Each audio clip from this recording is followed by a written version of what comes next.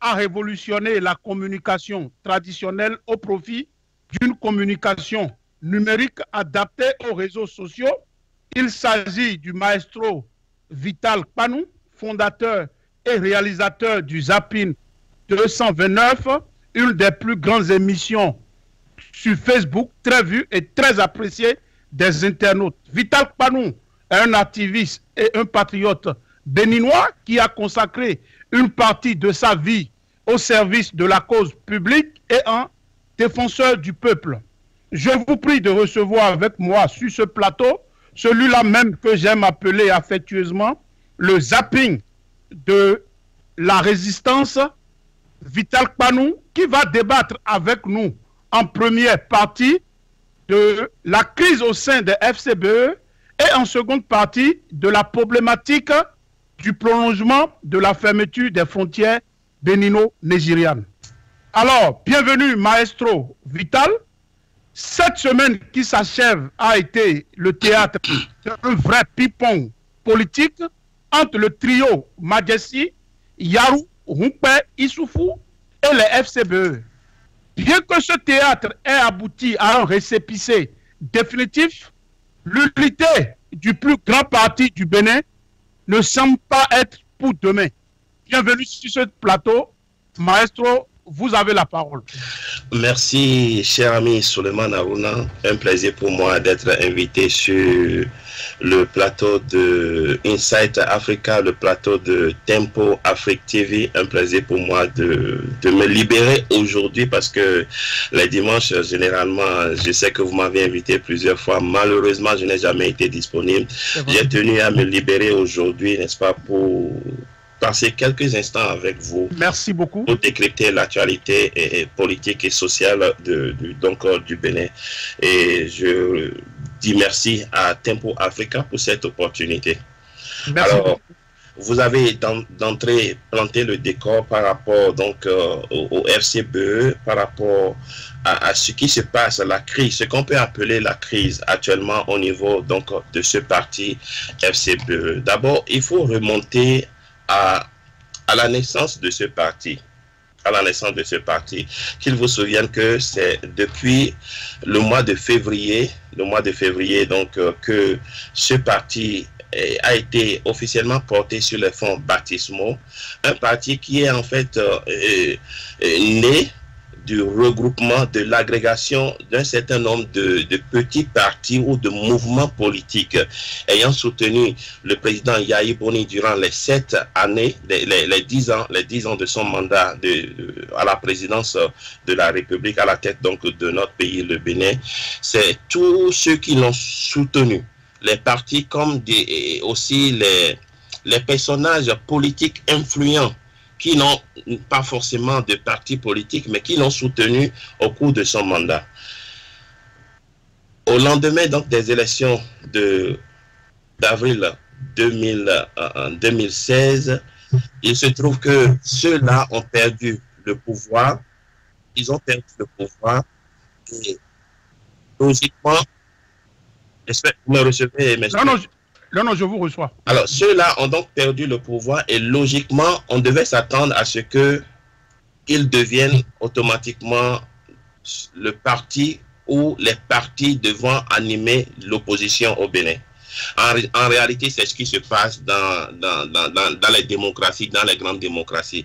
Lorsque vous perdez le pouvoir et que vos opposants le prennent, vous vous inscrivez automatiquement dans la logique du parti de l'opposition sur l'échéance, sur l'échiquier politique de votre pays. Donc, ce n'est pas, comment dirais-je, ce n'est pas une surprise que de voir le FCBE devenir le plus grand parti de l'opposition. Lorsqu'on parle même de la formation de regroupement des FCBE, il faut dire qu'au temps de Yahi Boni, c'était le plus grand regroupement politique au Bénin. Il n'était pas à l'époque une formation politique. C'était le plus grand regroupement politique au Bénin. C'est d'ailleurs cela qui a poussé le deuxième parti politique le plus implanté au Bénin, c'est-à-dire le PED, à devoir supporter le candidat qui a été le candidat donc des FCBE aux élections, tout simplement parce que la FCBE étant la meilleure alliance politique au Bénin, le PRD n'avait d'autre choix que d'aller de leur côté parce que le PRD estimant que la victoire logiquement devait se trouver de leur côté. Alors au lendemain donc des élections, il faut dire qu'au Bénin, nous savons tous ce qui se passe, bien évidemment. Il y a ceux qui ont fait le retournement de veste, qui sont repartis du côté du nouveau pouvoir qui s'est installé. Mais il y a eu les dieux et les dieux qui n'ont Dieu que pour la personne du leader charismatique des FCBE, c'est-à-dire le docteur Thomas Boniaï. Ceux-là, ayant commencé vaille que vaille à animer la vie politique, ont compris qu'il fallait se constituer en une force politique, en un parti politique, plutôt que de rester dans le cadre d'une alliance politique. Alors, en février, je crois que c'est en février 2017, ils se sont constitués en une formation politique. Qui a commencé d'ailleurs par animer la vie politique au Bénin. On en était là lorsque les nouvelles dispositions, les nouvelles réformes et puis les nouvelles lois, notamment la charte des partis politiques et puis le nouveau code électoral sont arrivés entre-temps qui devaient régir les élections législatives de 2019.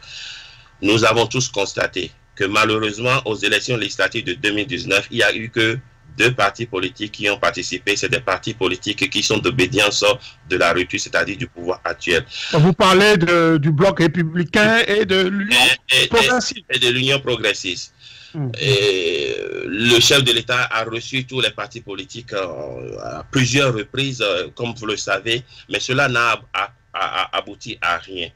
Aujourd'hui, le chef de l'État fait croire qu'il a envie de permettre... La raison pour laquelle les autres partis ne sont pas partis aux élections, c'est parce qu'à l'époque, ils n'ont pas pu obtenir le récépissé. Le fameux récépissé. Le certificat de conformité, c'était le certificat de conformité à l'époque. Ils n'ont pas pu obtenir le certificat de conformité pour aller aux élections.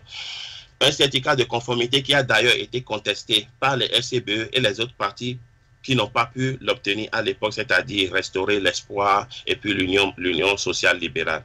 Mais aujourd'hui, d'autres échéances approchent. Il y a d'autres échéances en vue, notamment les municipales et communales pour l'année qui vient, pour 2020.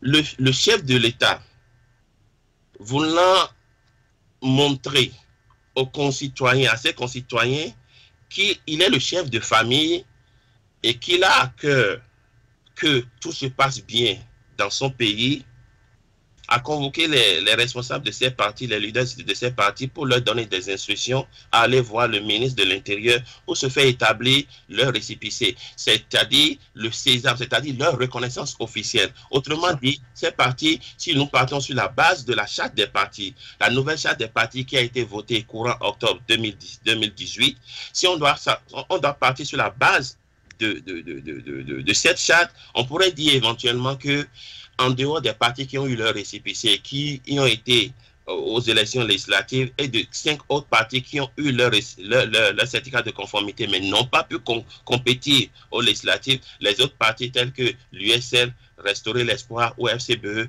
n'ont plus d'existence juridique au Bénin. Légal. Voilà. Alors, le chef de l'État, en bon père de famille, entre griffes, les invite à aller, n'est-ce pas, au ministère de l'Intérieur, prendre des dispositions, aller s'enquérir des dispositions à prendre pour se faire établir ce récépissé qui va légaliser leur existence.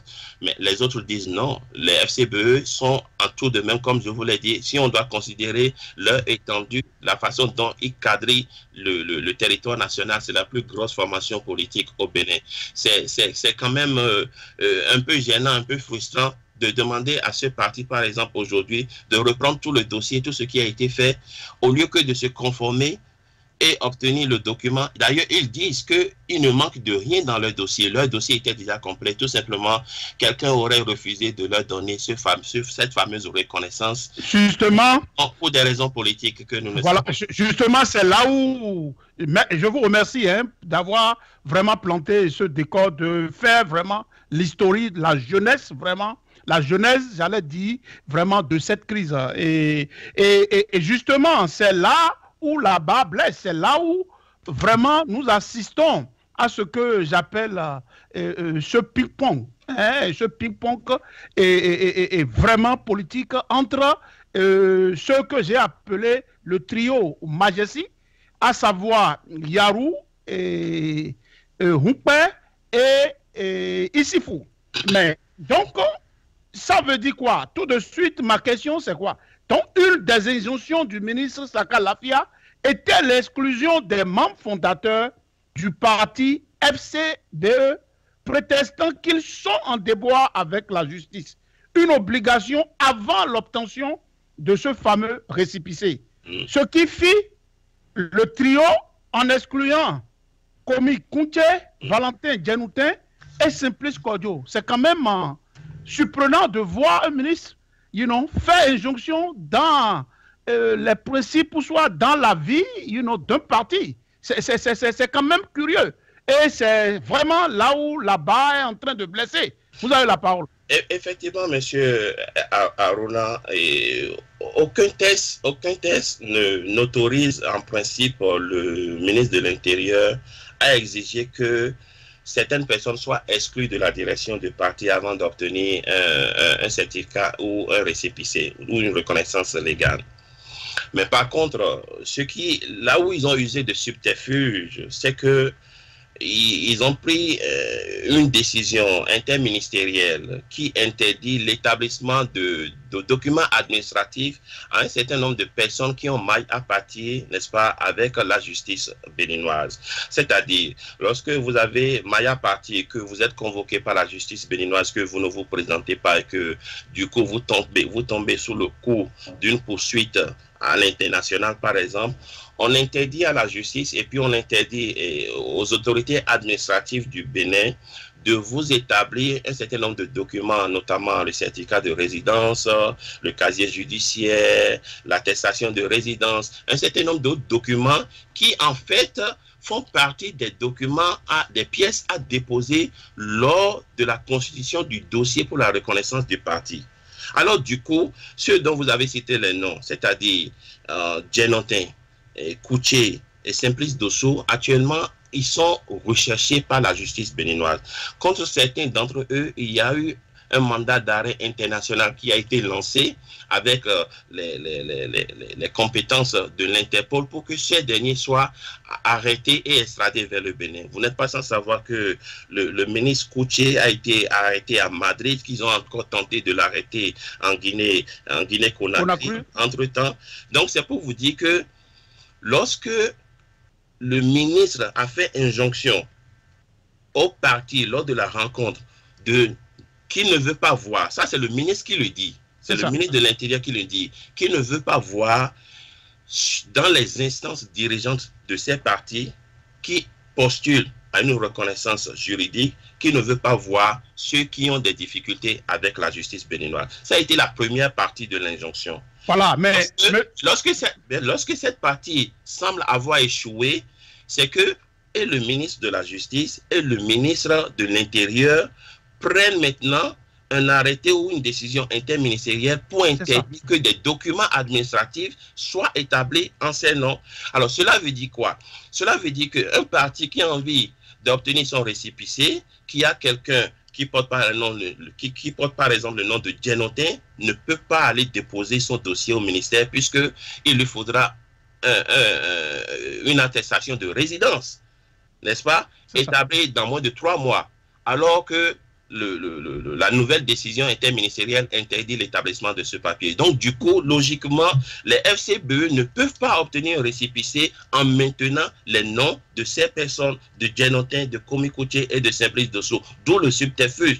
Alors, pour contourner cela, et bien évidemment, je dois vous dire que ce n'est pas une loi, ce n'est qu'une décision interministérielle. Voilà, et mon cher ami, c'est avant de rentrer dans la démonstration que vous avez entamée. Et donc, mais je veux aussi souligner quelque chose. Mais et on semble que la Constitution a été violemment violée.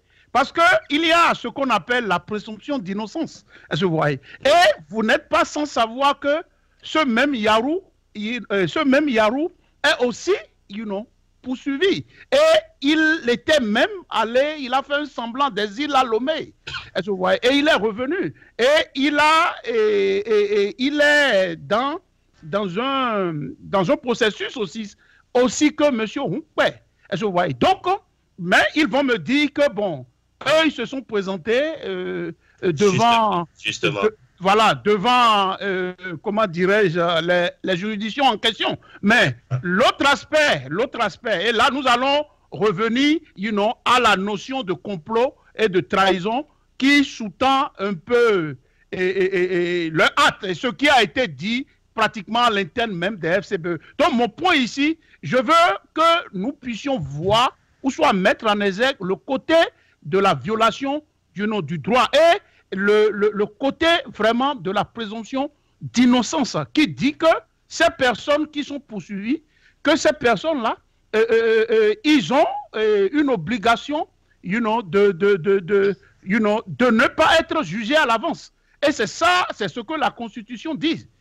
Donc, nous allons, et cet aspect, va nous permettre d'aller un peu plus en profondeur de cette, en ce qui concerne cette thématique. Vous avez la parole. Vous avez raison. Moi, je pense que là-dessus, il revient aux personnes concernées de saisir le juge constitutionnel pour, n'est-ce pas, faire prévaloir leurs droits dans ce sens. Donc, je pense qu'il revient à ceux-là, c'est-à-dire à ceux qui sont nommément indexés et qui ne peuvent pas se faire établir ces documents parce qu'ils sont poursuivis par la loi. Vous l'avez dit tout à l'heure, il y a la présomption d'innocence. S'il leur revient, s'ils estiment que leur droit constitutionnel a été violé, je pense qu'ils ont la possibilité de saisir la Cour constitutionnelle pour que la Cour constitutionnelle fasse juridiction là-dessus. Oui. Mais toujours est-il que lorsqu'on prend quelqu'un qui est en exil, depuis 6 mois ou depuis 8 mois, je pense que logiquement, il sera difficile à cette personne de se faire établir un certificat de résidence ou une attestation de résidence au Bénin. C'est justement là le problème. Il faut comprendre qu'en réalité, pourquoi est-ce que nous avons beaucoup plus d'exilés aujourd'hui? En fait, il est préférable que les gens soient loin, qu'on éloigne les gens, le maximum de leaders ou d'opposants, de ceux qui sont gênants, qu'on les éloigne le plus possible pour que la loi ne leur permette pas de venir compétir. C'est aussi simple que ça, en réalité. Donc, les écarter, c'est-à-dire c'est un objectif. Tout ce qui se passe aujourd'hui, là où nous en sommes aujourd'hui, c'est arrivé graduellement. D'abord, on a essayé de pousser les opposants les plus durs, par des méthodes de les pousser à prendre la fuite, à devenir fugitifs, comme on le dit. Du coup, n'étant pas au Bénin, ils n'ont pas la possibilité de se faire prévaloir un certain nombre de droits qui leur permettraient, par exemple, d'aller aux élections. En fait, c'est ça. On met dans les documents, on met dans les textes des notions, des clés, des verrous qui vous empêchent, n'est-ce pas, de réclamer un certain nombre de droits. En fait, c'est cela. Donc, je ne vois pas comment un Dianotin, par exemple, après 6 à 8 mois d'absence du Bénin, peut se faire établir un certificat de résidence ou une attestation de résidence pour figurer sur un document qu'on doit amener, par exemple. Monsieur Aruna, vous êtes là. Je ne pense pas que après 1 an d'absence, lorsque vous ne rentrez pas au pays, il vous serait difficile que vous puissiez vous faire établir un certificat de résidence ou une attestation de résidence pour que vous résidez à Porto Novo, par exemple. Parce que vous n'avez pas une résidence continue. C'est ça. On ne pourra pas vous le faire établir. Donc, et de façon sophistiquée, on vous pousse à rester très loin du pays et comme ça, on vous éloigne des compétitions. Absolument. Et c'est ça le problème. Mais c'est ça qui embête par rapport à l'acte que ce trio Majesty, vous allez beaucoup m'excuser, a posé. Parce que c'est pratiquement l'articulation la plus courte pour les identifier. Parce que ce qui est un peu indignant dans cette affaire, M. Vital, c'est quoi? C'est qu'ils sont conscients, de toute cette stratégie. Parce que cette stratégie a frappé le PSD. Cette stratégie a frappé la AEB. Est-ce que vous voyez? Donc, c'est une stratégie qu'ils connaissent parce qu'ils ont pris part, à tous les combats. Est-ce que vous voyez? Donc, je viens de vous dire que même M. Yarou était en dehors des frontières béninoises. Voilà. Mais malheureusement, monsieur Haruna, ce que je vais vous dire, c'est ceci. Nous sommes en face d'un système qui a sa pratique, qui a sa façon d'agir. Malheureusement, est-ce que face à ces situations, un parti aussi grand que la FCBE vont être voués à la disparition parce que voulant maintenir dans les instances dirigeantes un certain nombre de leaders? C'est la question qu'il faut se poser. Est-ce que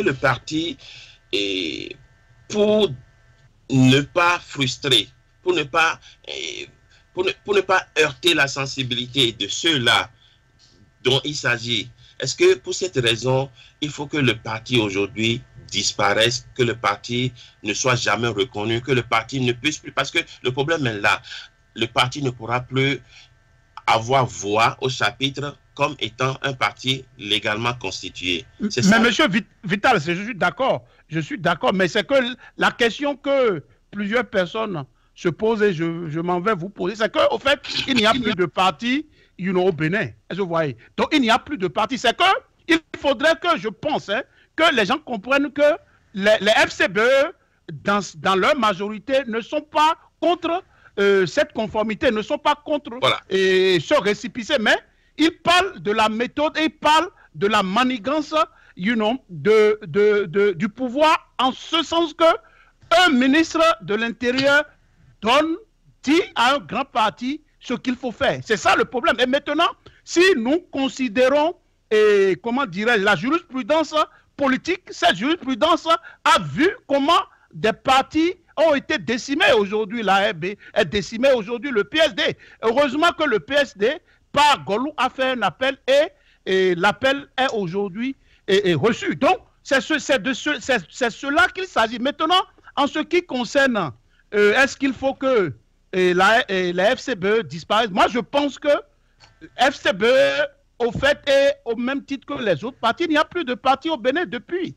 Est-ce que vous voyez? Donc, est-ce que cette démarche, cette réception de récépissé va résoudre le problème de la non-légalité, de la non-légitimité, du grand problème qui est, au fait, ce Parlement? Toute la question, elle est là. Donc, moi, je pense en tant que communicateur politique, c'est que j'ai l'impression qu'il y a débauchage au niveau des FCBE dans l'esprit de diviser le parti et de légitimer une action au vu de l'opinion internationale. Et je pense que c'est ce qui explique cela. Et je m'en vais vous poser tout de suite la question qui illustre mes propos, M. Vital. Un congrès en catimini a été monté de toutes pièces pour justifier cette exclusion, dont les initiateurs peinent à prouver la tenue devant l'opinion. Ce que d'aucuns appellent du faux, rien que du faux et usage du faux. Vous avez la parole. Monsieur Haruna, je crois que vous avez tout dit. En réalité, qu'est-ce qui aujourd'hui, politiquement au Bénin, n'est pas dans du faux? Il n'y a rien aujourd'hui. Il y a pas. Non, je suis sérieux. Il n'y a rien aujourd'hui. C'est-à-dire sous le régime de la rupture, politiquement, qui ne soit pas du faux. Je vais vous donner quelques indices. Tout ce qui a été fait depuis le vote de ces lois jusqu'à aujourd'hui, politiquement, c'est du faux. Vous savez comment les lois ont été votées.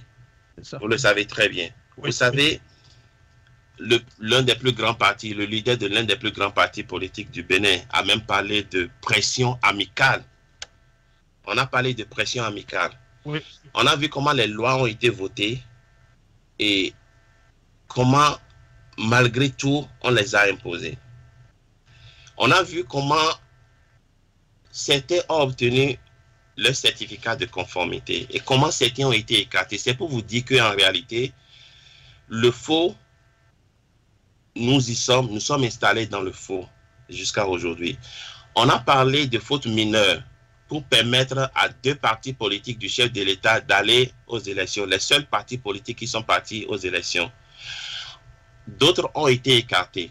C'est pour vous dire quoi? C'est pour vous dire que En réalité, avec le gouvernement de Patrice Talon, avec le régime de Patrice Talon, que vous ayez eu une reconnaissance légale, je dis bien, Monsieur Aruna, suivez-moi très bien, suivez très bien ma démonstration. Oui. Sous le régime de la rupture, que vous soyez un parti ayant obtenu que ce soit le certificat de conformité ou que ce soit le récépissé définitif qui confirme votre existence juridique comme parti politique, cela ne veut rien dire, cela ne signifie absolument rien sous la rupture. C'est ça. Parce que le certificat de conformité ou le récépissé qui confirme votre existence juridique ne vous permet pas encore d'aller à une élection. Là où nous en sommes actuellement, les FCBE, si on peut encore les considérer ainsi, ont eu le récépissé. Donc juridiquement, les FCBE sont un parti politique pour pouvoir animer la vie au Bénin, n'est-ce pas? C'est ça. Mais rien ne prouve qu'en 2020, les FCBE auront la chance de participer aux élections. Je veux que quelqu'un me contredise. Il n'y en aura pas au Bénin. Il n'y en aura pas dans la rupture. Il n'y en aura pas ailleurs. Et je n'en veux pour preuve qu'un parti comme le PED a eu son certificat de conformité. Le MOEL a eu son certificat de conformité. Le parti de l'opposition, du fameux opposant Toleba a eu son certificat de conformité. Mais est-ce que vous les avez vus aux législatives de 2019, d'avril 2019? Ça veut dire quoi? Ça veut dire que ce soit récépissé provisoire, récépissé définitif, que l'on coupe pour exclure quelqu'un pour pouvoir avoir le récépissé, cela ne vous garantit pas sous le président Talon la possibilité de participer à une élection. Il n'y a pas match. Si quelqu'un pense aujourd'hui que parce que FCBE a eu le récépissé, FCBE pourra participer aux élections de 2020 ou de 2021, la personne déjà se trompe. Parce qu'avec ce régime, il faut s'attendre à tout. C'est ça. Non, mais je pense que Monsieur Vital, vous avez bien dit, et je pense que ça, c'est pratiquement la psychose, hein? La psychose politique est vraiment dans le pays. Ce doute, hein, qu'on se fait par rapport à la vision et à la politique de cette rupture. Donc, pour cela, est-ce qu'on peut dire que si c'est sincère le mea culpa, voire le pardon que ce trio a fait en direction du parti et en direction de leur leader charismatique, est-ce que on peut dire que c'est un mea culpa sincère? Parce que là, on a vu Rumpé demander pardon, hein, au parti et au leader, et avant cela, c'était Yarou. Est-ce que vous pensez que à cette unité par rapport à ce mea culpa? Je ne peux pas parler de la sincérité de leur mea culpa, mais tout ce que je peux dire, c'est qu'il est de l'intérêt du parti FCBE de se réunir contre vents et marées, de se réunir et de colmater les brèches aujourd'hui. Parce que ceux qui ont exclu les trois autres dont nous avions parlé tout à l'heure, la raison évoquée, c'est qu'en fait, ils sont exclus, mais ils pourront retrouver leur position quelques jours après, lorsque le récépissé définitif ils auraient obtenu et qu'ils auraient eu leur publication au journal officiel. Et quand j'ai appris ça, j'ai rigolé. C'est-à-dire, c'est pour dire que Djenontin va retrouver son poste de secrétaire exécutif national du parti, Komi Kouché va retrouver son poste de secrétaire adjoint, ainsi de suite, Simplice Dossou, etc. Mais s'ils les ont exclus sur la base de cet arrêté interministériel qui demande que cela n'ait pas de document administratif, comment est-ce qu'ils vont venir, comment est-ce qu'ils vont en arriver à justifier leur retour au sein des instances de ce parti, n'est-ce pas? Et puisque les raisons pour lesquelles ils ont été exclus n'auraient pas disparu. Voilà. Au demeurant, je pense qu'il est important qu'un parti comme le FCBE, c'est dommage, c'est regrettable que le parti soit venu sur la place publique pour laver le linge sale. C'est un peu dommage, c'est un peu déplorable, mais je pense que lorsque vous observez très bien, c'est l'objectif de ceux qui nous dirigent. C'est leur objectif, en fait. C'est-à-dire fragiliser le plus possible les partis qui sont forts. Si vous êtes un individu simple, vous fragilisez en trouvant des cadavres dans vos placards, comme nous le disons chez nous, ou alors tout simplement, lorsque vous n'êtes pas un individu simple qui est menacé, de faire le maximum pour fragiliser le groupe, parce que pour fragiliser votre union, parce que plus vous êtes divisés, ça les arrange. En réalité, la crise au sein des FCBE profite à qui? C'est la question qu'il faut se poser.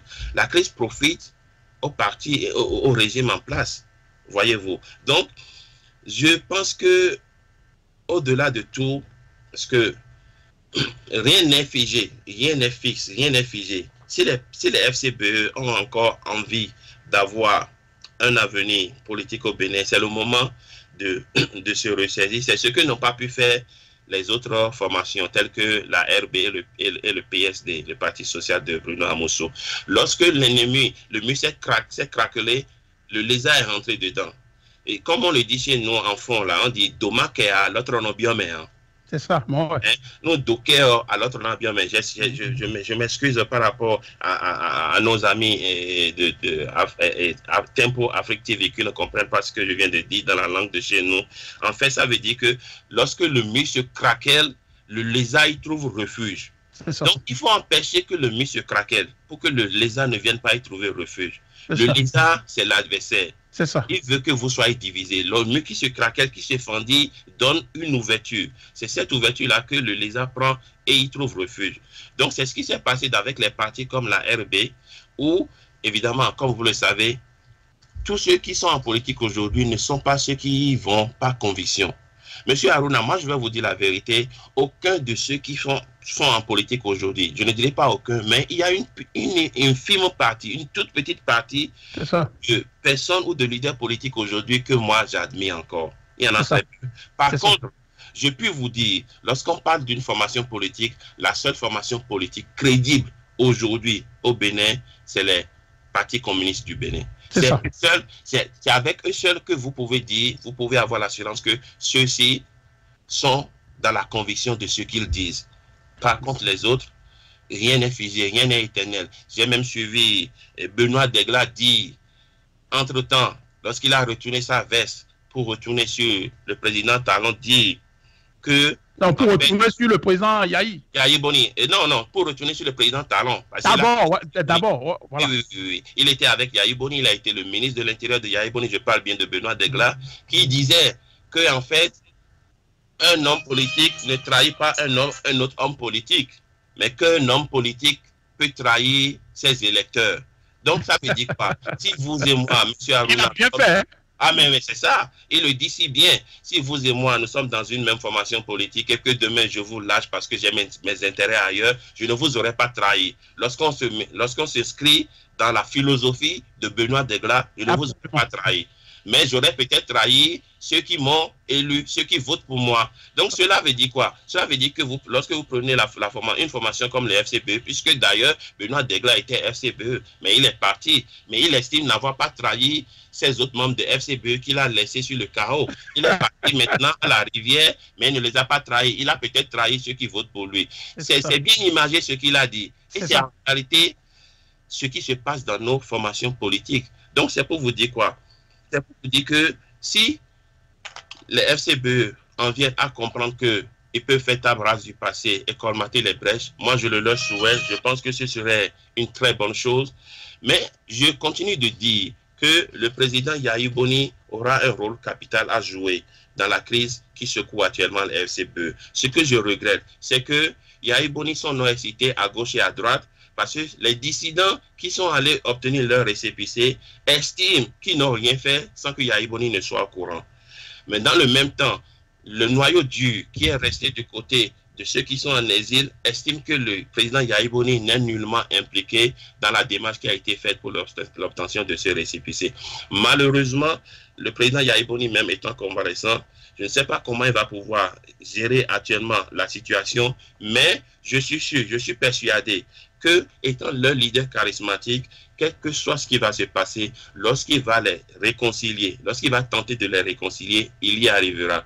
Par contre, s'il ne le fait pas, si on va attendre que la médiation vienne de l'un ou de l'autre des deux tendance au niveau des FCBE, nous n'y arriverons pas. Donc, c'est un appel que moi, je voudrais lancer tout simplement au Dr Boni Yayi de reprendre les choses en main. Oui, mais monsieur Vital, il y a une pertinence à ce niveau. La pertinence, c'est quoi? Bon, en ce qui concerne le président Dr Yayi Boni, c'est qu'il a été clair, il a dit publiquement, et là, moi, je confirme l'authenticité de ce discours.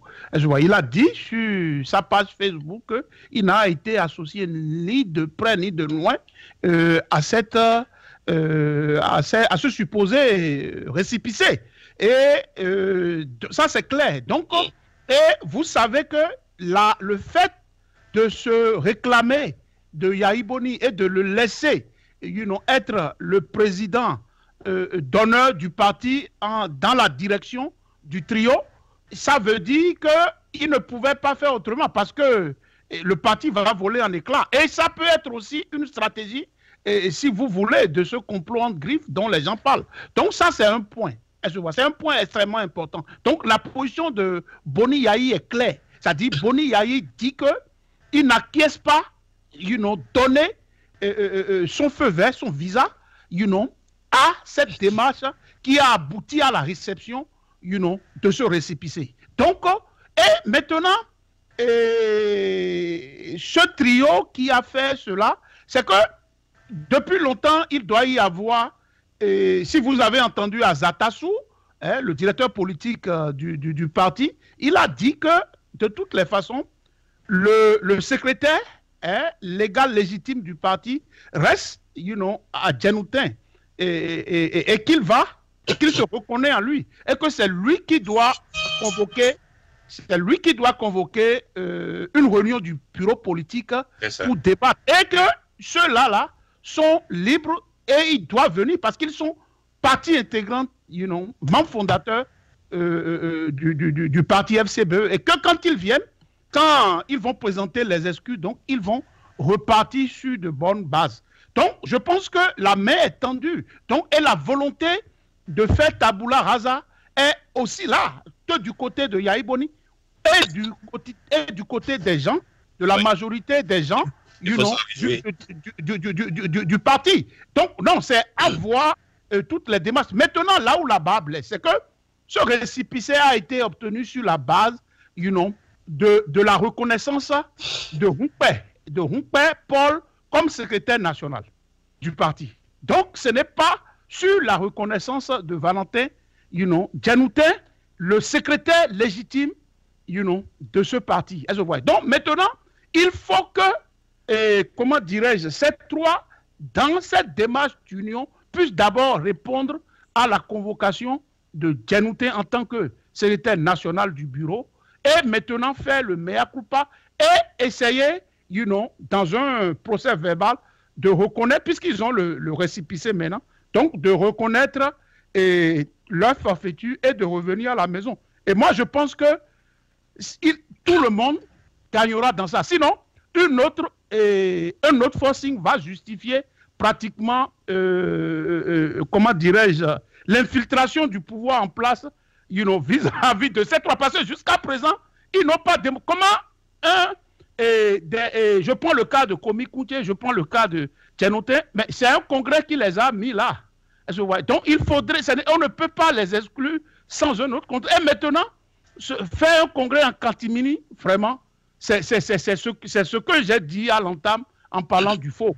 Donc, je pense que nous allons évoluer sur ce volet-là en espérant que le parti va se réunir très tôt. Mais ce que je veux dire pour effacer ce volet, c'est-à-dire le fait de marteler contre vent et marée qu'ils, c'est-à-dire le trio, iront à toutes les échéances électorales organisées par la rupture, semble cacher au regard de nombreux la notion de complot et d'un coup d'État évoqué par les autres membres du bureau. C'est ça là qui, moi, je ne suis plus resté en phase avec eux. Je resterai en phase avec eux quand ils vont dire, bon voilà, comme vous l'avez si bien dit, monsieur Vital à l'entame, vous avez dit que bon, c'est un régime comme ça. c'est un régime, c'est sa méthode. Donc maintenant, venez maintenant pour dire, bon, nous avons joué le jeu. Maintenant, nous avons le récépissé. Le combat, c'est maintenant que le combat commence. Mais ne dites pas à l'entame que vous allez participer à toutes les élections, sachant les conséquences de ces élections, sachant que tout a dit que ce n'est pas possible, vous ne serez pas gagnant. C'est ça un peu la réaction de tout le peuple de Niwa. Vous avez raison. Cela relève de la naïveté, excusez-moi, cela relève de la naïveté de ces responsables, trois responsables, que de venir tout de go penser ou exprimer sur la place publique que le récépissé leur ouvre les portes et ils s'estiment, ils s'exposent même en tant qu'alternative crédible, n'est-ce pas, pour 2021. Je pense que moi j'ai rigolé quand je les ai suivis, ça m'a fait rire, ça m'a fait sourire et je me suis dit que cela relève un peu de la naïveté parce que obtenir le récépissé ne vous donne en aucun cas une garantie que vous irez même aux élections. Je vous ai donné des exemples. Oui. Le PRD a eu le certificat de conformité avant les législatives. Avant les législatives, je ne pouvais pas imaginer une seconde que le PRD n'irait pas aux législatives. D'autres partis, le MOEL, tous ceux-là ne sont pas partis aux élections. C'est pour vous dire quoi? C'est pour vous dire que, en réalité, le récépissé, avec le pouvoir que nous avons actuellement, le récépissé ne veut rien dire. C'est un pouvoir qui a un plan machiavélique et qui le met à exécution avec un timing bien précis et tout est programmé à l'avance. Que le FCBE ait eu un récépissé, que ce soit par, comment dirais-je, les Rumpais, ou bien même que le FCBE ait obtenu le récépissé même sans les Rumpais, que ce soit même le parti qui a obtenu le récépissé, rien ne prouve que le parti irait à une élection. Parce qu'on a déjà vécu ça par le passé. Donc, ce qui se passe aujourd'hui, que ce soit les Rumpais qui ont obtenu le récépissé ou que ce soit les Dénotins qui ont obtenu le récépissé, avec ce pouvoir qui est en place, il ne faut rien espérer dans ce sens. C'est ça la réalité. Parce que c'est un pouvoir, comme ils l'ont dit, qui est de la ruse et de la rage et qui dispose de plus d'un atout dans sa gibecière. Donc, les prochains jours, nous en dirons plus. On ne peut rien espérer de ce régime qui est en place actuellement. Lorsqu'on parle de la sincérité, vous ne pouvez vous attendre à rien de bon au niveau de ce pouvoir. Merci, Monsieur Panou, et de dire donc la réception de ce supposé récépissé ne dit pas, ne règle pas la solution. Et ce n'est pas... Bien sûr que le récépissé est définitif, mais la crise semble ne pas être définitive. Il y aura toujours des fautes. Il y aura toujours des fautes graves pour certains, des fautes mineures pour d'autres.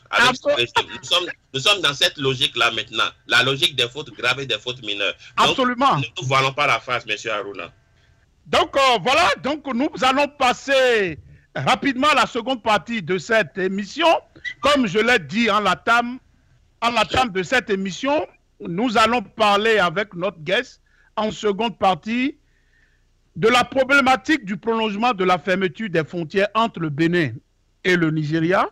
Monsieur Kpanou, les conséquences de cette fermeture semblent se faire remarquer au sein de la population. Va-t-on caillardement vers une explosion sociale qui semble s'afficher, à voir la psychologie des populations? Monsieur Kpanou, vous avez la parole. Monsieur Haruna, ce qui se passe actuellement au Bénin, apparemment les responsables, ceux qui nous dirigent, n'en ont pas réellement pris conscience. C'est ça. Et je dois avouer que lorsque j'ai appris la fermeture des frontières, j'avais pensé que c'est une fermeture qui allait durer peut-être 1 semaine ou 2 semaines. C'est ce que j'avais cru. Et j'ai été surpris dans les premières informations de savoir que la durée initiale de la fermeture était même de 28 jours. Et j'avais déjà peur. J'avais déjà eu peur pour le Bénin. Mais apparemment, je me rends compte aujourd'hui, après plus d'1 mois de fermeture des frontières, que nos responsables, nos dirigeants manquent de sérieux. Nos dirigeants manquent réellement de sérieux. C'est ça. Vous savez que le Bénin est un pays qui qui n'a, dont l'économie, en fait, dans les ressources, dans les recettes, les ressources financières reposent majoritairement sur la fiscalité, l'impôt. C'est une évidence. Les taxes, les droits, parce que nous n'avons rien comme matière première au Bénin que nous vendons à l'étranger. Nous n'avons rien. Le Bénin même n'a rien qu'il vend à l'étranger, si ce n'est que le coton, en réalité. Donc, le Bénin a quand même l'avantage d'avoir accès à l'océan, d'avoir aussi accès à la mer. Vous savez combien de pays au monde auraient donné tout l'or qu'ils ont peut-être dans leur sous-sol pour avoir accès à la mer? Parce que lorsque vous avez accès à la mer, dans un pays qui a la position du Bénin, qui s'ouvre sur les pays de l'interland, comme on le dit, le Niger, le Burkina, le Mali encore plus, le Tchad. Vous savez quel avantage le Bénin a fait évidemment, nous l'appelons poumon de l'économie béninoise. Lorsqu'on prend le port, on parle de poumon de l'économie béninoise, ce qui fait que tout régime qui vient là va avoir la même mise sur le port. Parce que tout l'argent du Bénin, là, c'est pratiquement au port que l'on trouve ça. C'est pour ça qu'on parle de poumon. Et n'importe qui veut être nommé là, aurait souhaité être nommé directeur du port. Et on a vu que le port a été la vache grasse d'un certain nombre de régimes jusqu'à aujourd'hui. Même sous le président Yahya Boni, avec le PVI qui a été, n'est-ce pas, octroyé directement au président Talon. C'est ça. Le PVI, c'est au port. C'est au port. Et c'est ce qui a été d'ailleurs à l'origine de la brouille entre Yahya Boni et Talon. Une brouille dont nous avons encore les conséquences jusqu'à aujourd'hui. Mais je disais tantôt que nos responsables manquent de sérieux. Parce que dans un régime normal, qui se respecte, au-delà même de 2 jours, 3 jours de fermeture, le ministre des Finances, ou tout au moins la communication du régime, devait pouvoir nous dire ce que nous perdons, le manque à gagner pour notre pays, le Bénin, au-delà d'une certaine période de fermeture. Et nous ne sommes pas aussi sérieux parce que actuellement même, nous avons un Parlement qui ne dit pas son nom. C'est ça. Parce que dans un régime qui se respecte, lorsque votre voisin ferme la frontière à vos nez au Parlement, c'est là même le cœur de la démocratie. C'est là même l'expression même du peuple. Absolument. Tout ce que nous sommes en train de faire maintenant, nous intervenons, les gens écrivent sur les réseaux sociaux, cela n'a pas autant d'importance que le débat s'il s'animait au Parlement béninois. C'est ça. Regardez le Parlement que nous avons actuellement qui est élu, un Parlement qui est taciturne. Après 30 jours, après 40 jours pratiquement de fermeture de frontières, notre Parlement, est-ce que vous avez entendu un député, n'est-ce pas, interpeller le gouvernement sur la fermeture des frontières? Je vais vous dire quoi. Le jeudi passé, au Sénat nigérian, les sénateurs ont interpellé le gouvernement nigérian sur la fermeture des frontières unilatérale. C'est ça. Mais au Bénin, nous avons un Parlement de 83 députés nommés qui n'ont pas le courage de demander à notre gouvernement, à ceux qui nous dirigent, quelles sont les dispositions qu'ils prennent pour résorber la situation de crise qui est née et qui continue de s'empirer du fait de la fermeture des frontières. Ils ne l'ont pas fait. Vous pensez qu'on a des députés au Bénin? Lorsqu'on voit ça, on ne pense pas qu'il y a une crise? C'est ça. Si on avait des députés sérieux, un député qui s'est fait élire, non pas nommé, un député qui a été élu sur la base des suffrages de ceux qui ont réellement voté, c'est-à-dire du peuple, qui n'a pas été élu sur 17 ou 15%, n'est-ce pas, de ceux qui sont inscrits sur la liste électorale. Vous pensez qu'un député normalement élu avec 75% des votants n'allait pas avoir le courage de demander à nos dirigeants ce qui a été fait jusqu'à aujourd'hui, plus de 1 mois après? Est-ce que vous avez vu le gouvernement faire une communication? La seule réaction officielle que nous avons eue du gouvernement est celle de son ministre de communication et de la Poste pour dire que des dispositions sont en train d'être prises pour la réouverture des frontières, sans même parler des solutions à court, à moyen et à long terme. Vous avez... Monsieur Aruna, ces messieurs sont des vendeurs d'illusions. Celui dont vous parlez, c'est un vendeur d'illusions. Oui. Oui. C'est un vendeur d'illusions. Ceux-là, ceux qui entourent Talon sont des vendeurs d'illusions. Et ils sont là pour leurs intérêts personnels. Je vais vous donner un exemple.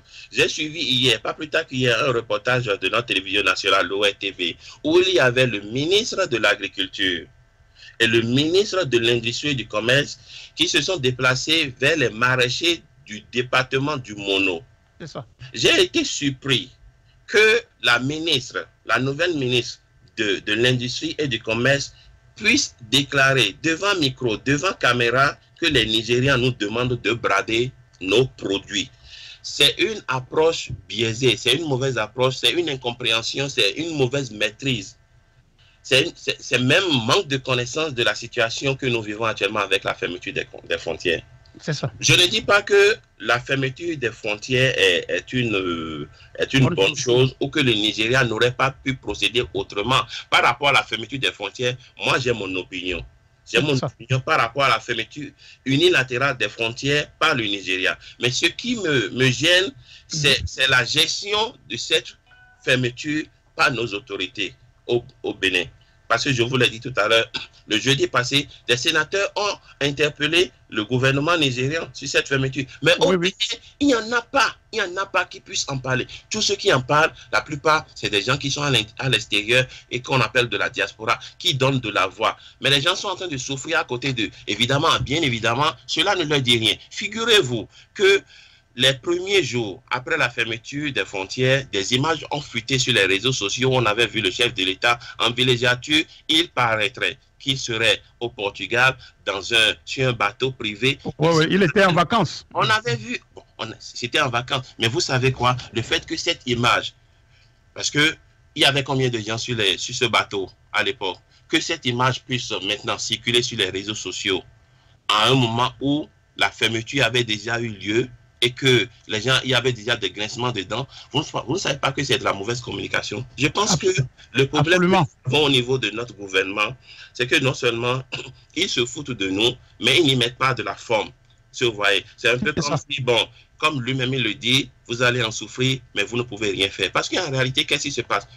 Ceux qui en souffrent, c'est les maraîchers qui sont allés voir, à qui ils ont menti que c'est parce que le gouvernement nigérian veut que les Béninois bradent leurs produits. C'est une mauvaise interprétation de la fermeture. Donc, eux, ils s'en foutent. Ils n'ont pas le même problème que nous. Ils n'ont peut-être pas leurs enfants au Bénin. Les enfants sont peut-être à l'étranger. Et eux-mêmes, ils gagnent autant d'argent, n'est-ce pas, pour s'acheter d'autres produits comme ils le veulent. Lorsque vous avez des ministres qui gagnent 8 millions, 16 millions, et que dans le même temps, vous avez la femme qui va au bord de la voie, ou bien qui va faire son jardin, qui ne peut pas vendre ses tomates, vous pensez que les problèmes sont les mêmes? Les problèmes ne sont pas les mêmes parce que celle qui a produit la tomate ne vend pas aujourd'hui, mais le salaire du ministre est toujours garanti. C'est-à-dire que la frontière soit fermée ou que la frontière soit ouverte, le ministre et les cadres du ministère, ils ont leur salaire. Ils ne ressentent rien, M. Haruna. C'est ça le problème. Ils ne ressentent pratiquement rien et c'est ce qui... Ils ne ressentent rien. C'est la tristesse. Ils ne ressentent rien. C'est la tristesse. Monsieur Vital, nous continuons dans les questions. À en croire plusieurs analystes et experts politiques, cette fermeture transcende la catégorisation de contrebande par le Bénin en direction du grand voisin, le Nigeria, et parle d'un référendum international sur le Bénin pour renouer avec les fondamentaux démocratiques ainsi prescrits par la conférence des forces vives de la nation. C'est-à-dire, cette catégorisation, on l'appelle smuggling, good smuggling, en anglais ici. Donc, une contrebande, le riz, et d'autres produits en direction du Nigeria. Bon, est-ce que cette catégorisation est vraiment ce que on peut dire que c'est une partie de l'iceberg? Parce que on peut comprendre avec la démarche et cet prolongement de la fermeture, on peut, en tant que politiste, on peut comprendre que ça, c'est vraiment une l'opinion internationale, la communauté internationale s'est auto-saisie de la situation au Bénin pour amener le gouvernement à renouer avec les fondamentaux. Et ce pays qui pouvait faire cela n'est rien d'autre que le grand Nigérien. Ça, je vous en prie, réagissez par rapport à ça. Parce que vraiment, c'est quand même une situation sans précédent. Oui. Alors, M. Haruna, vous avez parfaitement raison. Vous avez parfaitement raison. Et je vais pratiquement surprendre un certain nombre d'auditeurs aujourd'hui par rapport à ma position sur la fermeture de la frontière. D'abord, je dois dire que le Nigeria est un géant qui n'a pas peur de fermer ses frontières lorsqu'il est fâché. C'est ça. Lorsque toutes les fois le Nigeria se fâche, il ferme ses frontières ou il menace de fermer ses frontières. Même pour des bisbilles avec ses voisins, le Nigeria menace de fermer ses frontières. Je vais vous donner un exemple. À la veille des élections de 2016, Yahi Boni était encore au pouvoir et le prédécesseur de Buhari était encore au pouvoir. Il y avait des manifestations, des marches, tous azimuts au Bénin. Juste à la veille des élections présidentielles, non, c'était plutôt avant les présidentielles, c'était bien avant les présidentielles, c'était lors des élections de 2015, c'était lors des législatives de 2015. Goodluck Jonathan a menacé le Bénin qui n'accepterait pas qu'il y ait du désordre à ses frontières. Il a été clair, Goodluck Jonathan avait fait cette menace. Dans le passé, le Nigeria a fermé les frontières avec le Bénin. Je vous ai dit, lorsque les Nigérians se fâchent, ils ferment leurs frontières. Pour plusieurs raisons. Je ne donne qu'un seul exemple encore récemment, et pas aussi récent que ça, c'était sous le régime de Kérékou. Le Nigeria avait fermé ses frontières pour obliger le Bénin à arrêter un brigand de grand chemin qui était hébergé au Bénin, c'est-à-dire à Mani. C'était sous le régime... Le régime de Kérékou. C'était le célèbre Amani, le Nigérien Amani qui avait trouvé refuge au Bénin, que la justice, ou bien que la... Oui, bien sûr, que la justice béninoise arrêtait et relâchait à son gré. Il était arrivé à un moment où Obasanjo, qui était alors au pouvoir sous le régime de Kérékou, avait fermé les frontières. Kérékou a dû se déplacer. N'oublions pas, hein, Kérékou est un militaire. On est d'accord. Obasanjo est un militaire. Mais quand Obasanjo a fermé les frontières sous Kérékou, qu'est-ce que Kérékou a fait? Kérékou est parti rencontrer Obasanjo à Badagry. Oui. Et ils ont pu trouver un terrain d'entente. Oui. De retour au Bénin, le seigneur Amani avait été arrêté et extradé au Nigeria. Oui. Quand il a été arrêté, c'était je crois en 2003, quand il a été arrêté, c'est l'actuel directeur de la Loterie nationale, Gaston Zossou, qui était le ministre de la Communication à l'époque. Zossou Gaston.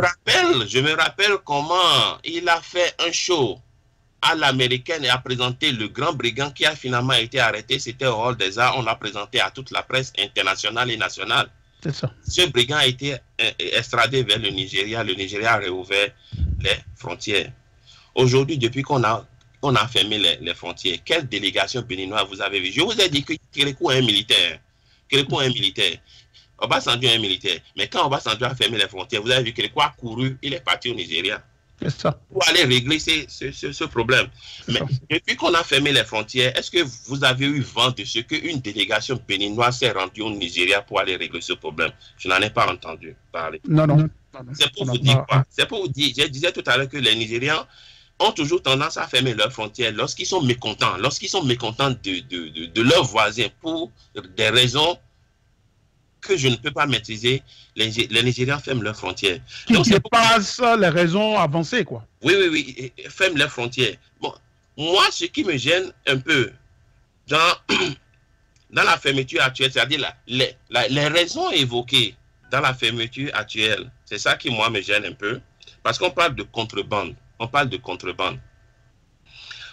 Prenons la définition de contrebande. Qu'est-ce que ça veut dire une contrebande? La contrebande, c'est l'introduction clandestine dans un pays de marchandises prohibées.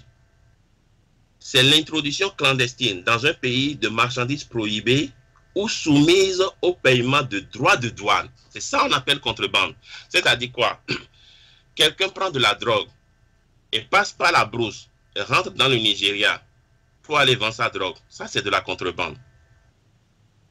Je prends un produit pour éviter la douane, je passe par la brousse, je vais vendre mon produit au Nigeria, c'est de la contrebande.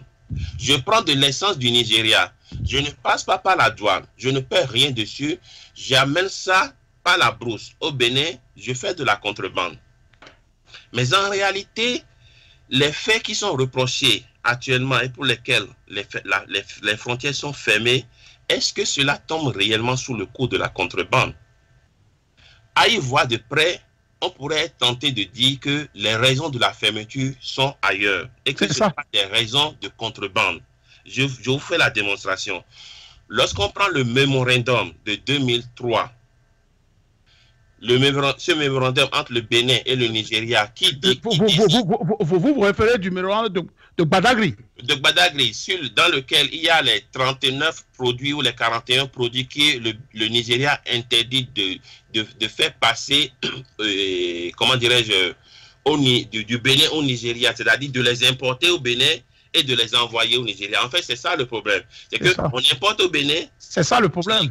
On importe au Bénin par voie légale et maintenant on les envoie au Nigeria. Parce qu'en fait, ce que le Nigeria refuse, c'est que ces produits-là ne doivent pas passer par les frontières et rentrer au Nigeria. Mais en réalité, si ces produits rentrent au Nigeria, parce qu'aujourd'hui, quand on a fermé les frontières, on a vu combien de camions ont été bloqués sur l'axe Bénin-Nigeria. Des camions qui ont même quitté la Côte d'Ivoire, hein, figurez-vous, qui sont encore en souffrance à la frontière entre le Bénin et le Nigeria. Ça veut dire que ces camions passent par la frontière. Comment arrive-t-on à faire passer ces camions et ces produits à la frontière et que les officiels et du côté du Bénin et du côté du Nigeria ne prennent pas des actions sur ces produits? Donc, on ne peut pas aujourd'hui parler de contrebande puisque ces produits en réalité passent sous les yeux et des douaniers béninois et des douaniers nigérians et vont au Nigeria. Donc, en réalité, on n'avait pas besoin de fermer la frontière pour régulariser ce trafic entre le Bénin et le Nigeria. Il suffisait tout simplement que les douaniers nigériens fassent le travail comme il se doit sans avoir fermé les frontières. Aujourd'hui, lorsqu'on a fermé les frontières, plus personne ne va au Nigeria, plus personne ne vient au Bénin si vous n'avez pas un passeport estampillé douane. Si vous n'avez pas le document qu'il faut, on va vous... Parce que les hommes peuvent passer. Les humains peuvent passer, les citoyens peuvent passer. Mais encore, faut-il que vous ayez un document dans lequel on pourra estampiller que vous avez pris par la douane. Or, vous savez que sur tout le long de la frontière entre le Bénin et le Nigeria, les populations qui vivent de petits commerces entre le Bénin et le Nigeria n'ont même pas de documents réellement, ils n'ont pas de passeport. Donc aujourd'hui, la souffrance est réelle, elle est là. Je dis ça tout simplement pour vous dire qu'en réalité, par rapport à cette situation, normalement, il devait y avoir des cerveaux, des têtes pensantes dans le gouvernement du Bénin qui devaient déjà réfléchir à cette situation. Parce que lorsqu'on parle de contrebande, c'est aussi simple. Peut-être qu'ils sont en train de penser, ils sont en train de se dire, le Nigeria parle de contrebande. En réalité, il n'y a pas de contrebande. Donc, on va les laisser. Quand ils seront fatigués, ils vont ouvrir les frontières. Mais ce serait mal raisonné, ce serait mal réfléchi et mal appréhender la situation. Je suis très d'accord et je vous ai vraiment, vous avez été vraiment liminaire. C'est que cette problématique, cette articulation de contrebande, vous l'avez bien démontré. C'est que, au fait, c'est une mesure ultra, protectionniste. C'est-à-dire, c'est cela le problème. Ce n'est pas, au fait, la contrebande. Parce que si le point de mire du gouvernement Buhari, c'est l'agriculture, et donc je suis un peu d'accord pour dire que, bon, puisque nous, on importe, et après, on réexporte du Bénin pour aller vers le Nigeria. Donc, il n'y a rien d'illégal. Donc, maintenant, le Nigeria se dit que, bon, nous, aujourd'hui, c'est vrai, nous sommes un géant en ce qui concerne le pétrole. Mais aujourd'hui, nous voulons développer l'agriculture. Et pour développer l'agriculture, nous avons l'espace. Donc, mais le Bénin et d'autres pays aujourd'hui nous affaiblissent parce que cette réexportation de cette denrée vers le Nigeria, ça nous affaiblit et ça nous empêche de développer notre agriculture. Donc pour cela, nous allons beaucoup serrer nos frontières pour que cette réexportation ne se fasse plus en direction du Nigeria. D'où la raison évoquée. Donc je suis d'accord parce que c'est quand même, parce que c'est par rapport à cette définition de contrebande que vous venez de dire et d'expliquer, je suis parfaitement en phase parce que ça se réexporte au Nigeria. Donc maintenant, la raison, c'est pour ça que ma question, elle est très, très pertinente. Oui, la raison... M. Haruna, au-delà de cette raison de contrebande évoquée par les autorités nigérianes, la raison peut être ailleurs. Ça peut être une raison politique. Et c'est pour ça que je dis, nous au niveau du Bénin, nous n'avons réellement pas pris la mesure de la chose. Parce que ce n'est pas une des raisons de contrebande. Le Nigeria a les moyens.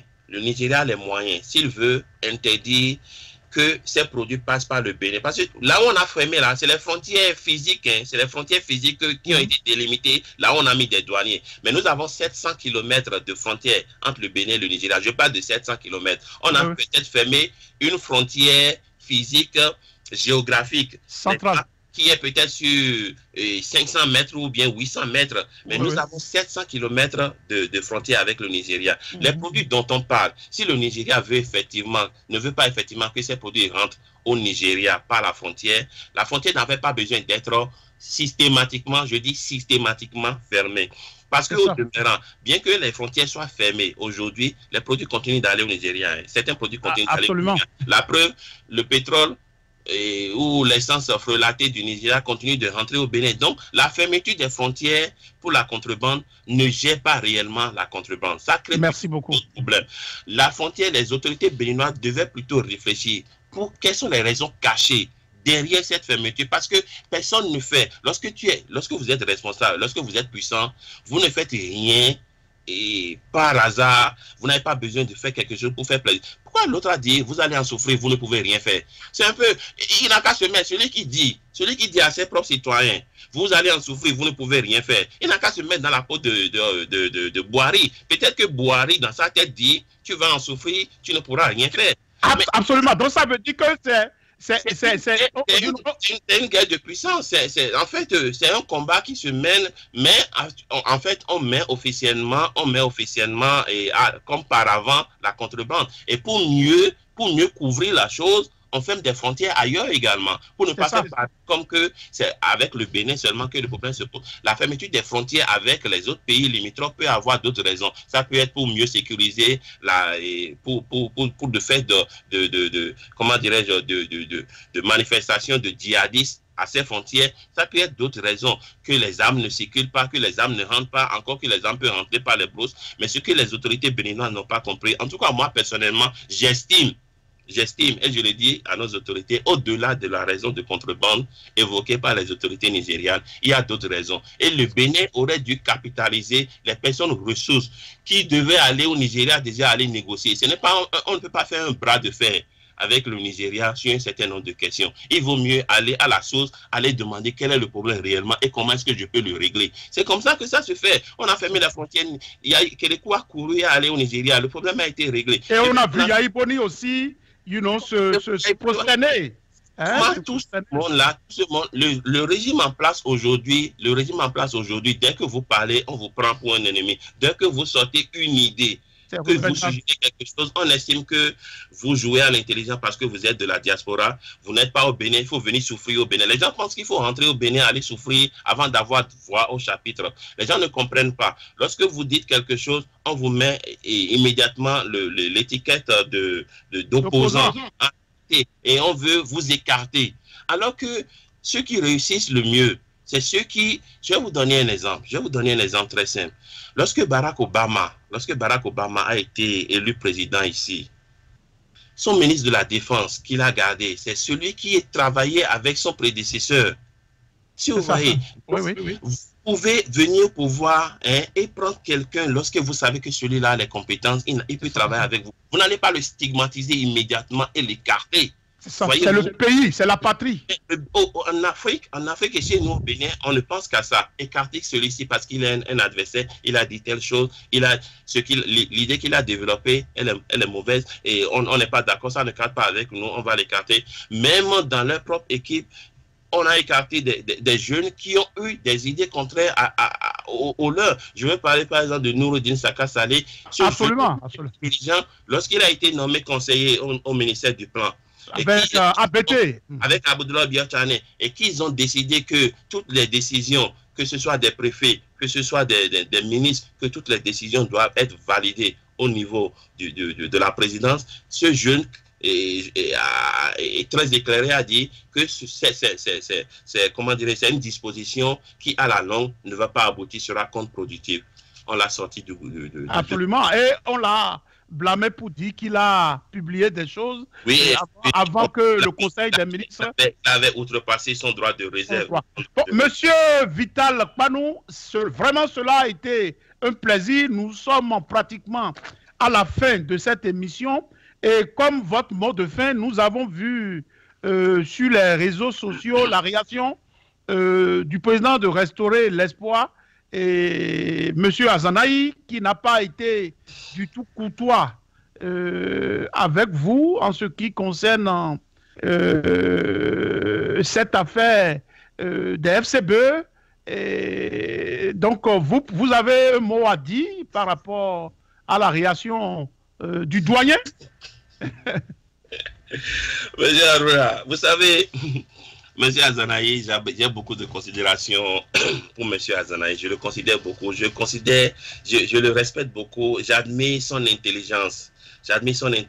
Et il y a très peu de Béninois qui ont des intelligences comme ça, un peu comme les Tevo Idré et les Azanaï. J'admire beaucoup son intelligence. Mais je pense que ce qui arrive à Azanaï aujourd'hui, c'est de la frustration. Et si je dis que c'est de la frustration, là encore, je lui donne le crédit de l'honnêteté et de la sincérité. C'est là que je lui donne le crédit. Et j'estime que c'est de la frustration. Azanaï est peut-être arrivé à un point où il ne trouve pas une issue favorable. Il n'arrive pas à sortir de ce bourbier actuellement au niveau de la gestion, au niveau de l'animation de la vie politique et de l'opposition au Bénin. C'est peut-être cette frustration qu'il gère mal et il s'extériorise. Voilà, il s'extériorise. Merci beaucoup. Mais peut-être sur d'autres internautes en ligne, je pense qu'il a mieux à faire. Le combat est ailleurs. Peut-être qu'il se trompe de combat. Il n'a qu'à retourner à son combat contre la rupture et nous allons le suivre. Merci beaucoup, Vital Kpanou. Merci, vous avez été toujours réaliste, toujours clair, objectif dans vos analyses. Cela a été vraiment un plaisir de vous recevoir et je pense que plusieurs de ces émissions, nous aurons vraiment la chance de vous avoir sur ce plateau. Je vous remercie. Je serai avec vous. Je vous remercie. Je remercie Tempo Afrique TV. Merci beaucoup. À bientôt. Au revoir.